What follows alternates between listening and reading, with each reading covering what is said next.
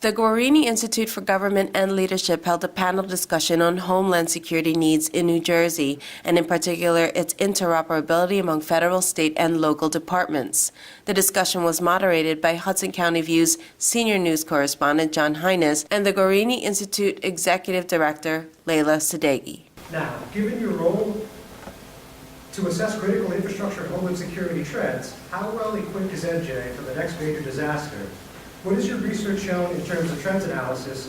Where do we stand in relation to the neighboring states? We all think back to Sandy. I think that's a good opportunity for us to sort of, especially for our office, to reassess how we were looking at resiliency and what it means to be resilient.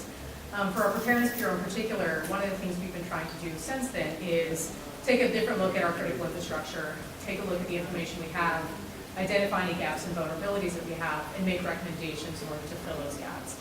And so that's an ongoing process, obviously. That's something that's a short-term fix.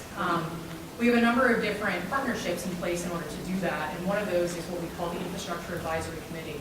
And that is something that is made up of partners from all the various critical infrastructure sectors, anything from water, transportation, emergency services, the list goes on and on. But we meet with them quarterly, but we also have ongoing conversations with our sector working groups to say, hey, where are you? What help do you need? What resources do you have? And what can we do as a state with our local partners to ensure that you can close your resiliency gaps? Talk a little bit about how intelligence sharing is being conducted at the state and local levels. And is it as strong as it needs to be? Are there areas of weakness? Where can we make improvements? You know, the whole thing is that we have to work together, and the main thing is the cooperation of the local people. You know, the saying is out there, if you see something, say something.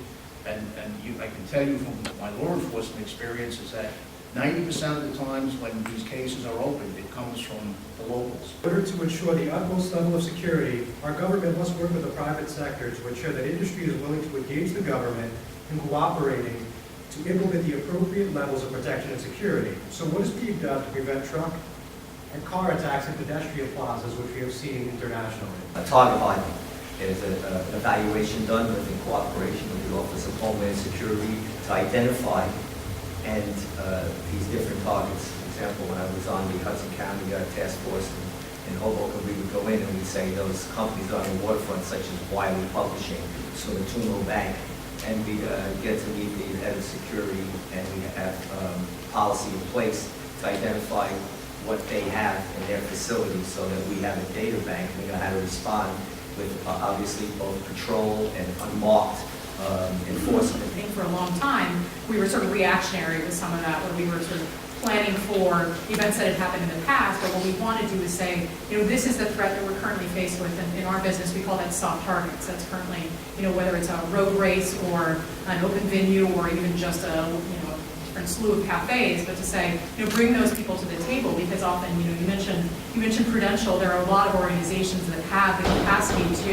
they have staff for this, they have people that are thinking about it all the time, but it's really those softer targets that are almost in, I don't want to say in greater need, but are in need of this same type of messaging that might not always be able to receive that. The biggest question of the night was asked by Hines regarding how Homeland Security and the Jersey City Police Department could gain the trust and cooperation of the Muslim community, after many of them feel that they have been stereotyped by the current president.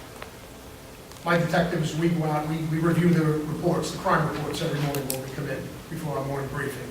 We find out who was a victim of a crime the night before, look at specific names and addresses in communities. Okay, let's go follow up with this person. Let's give this person a sense of comfort that we're here, that we're following up to make sure that everything was done procedurally right from the get-go, from the responding radio car to the detectives. And then we introduce ourselves. We're with the FBI, with the Joint Terrorism Task Force. We're not here as that. We're here to make a connection or a bond. And we've been successful. We've had several people call us. Thank you for coming. Thank you for being there for us. I was afraid when you first came there, but when we just started talking. And I learned that from my days in the West District on a foot post.